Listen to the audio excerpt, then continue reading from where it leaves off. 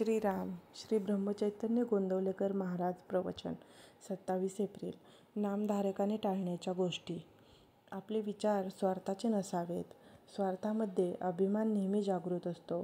स्वार्थी मनुष्याला जगात सुख मिळणे कधीही शक्य नाही. नीतीची बंधने पाळा. परस्त्री मातेसमान माना.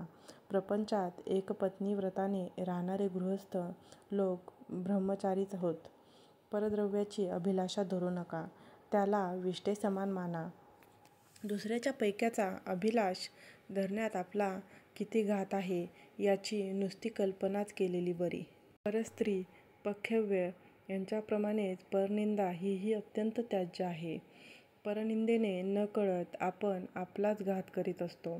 परनिंदेमध्ये दुसऱ्याच्या दोषाचे चिंतन होत असल्याकारणाने ते दोष आपल्याकडे येत असतात. या सर्व गोष्टी सांभाळून तुम्ही नाम घ्या. नामाचे प्रेम तुम्हाला अगदी खात्रीने येईल. हे सर्व करीत असताना तुमचे आईवडील, बायको, मुले यांच्या बाबतीत असलेले कर्तव्य करायला चुकू नका आणि त्या कर्तव्यात आसक्ती राहू देऊ नका.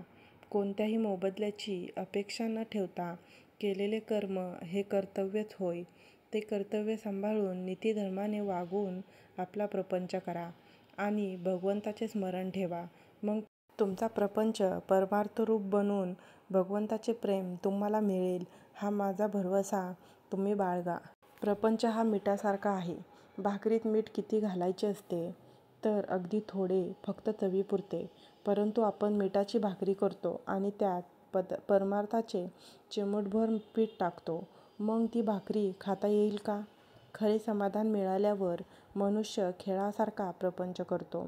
त्यामध्ये तो वर चढला किंवा खाली पडला तरी सारखाच राहील. दुसऱ्याने डाव टाकल्यावर तो आपणही डाव टाकील. पण डाव हरला किंवा जिंकला तरी त्याला पर्वा राहणार नाही.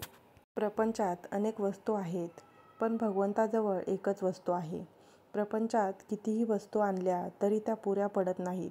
कारण एका वस्तूच्या आणण्यामध्येच दुसऱ्या वस्तूच्या आणण्याचे बीज आहे.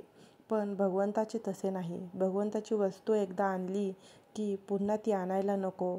समजा एका दुकानात पुष्कळ माल भरलेला आहे पण आपल्याला पाहिजे ती वस्तू तिथे नाही. म्हणजे आपल्या दृष्टीने तिथे काहीच नाही.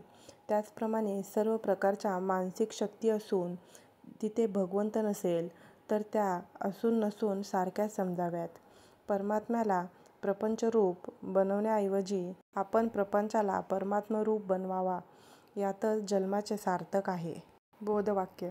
परमार्थात अहंकार मिसळला की तो प्रपंचच झाला. प्रपंचातला अहंकार दूर झाला की तो परमार्थच.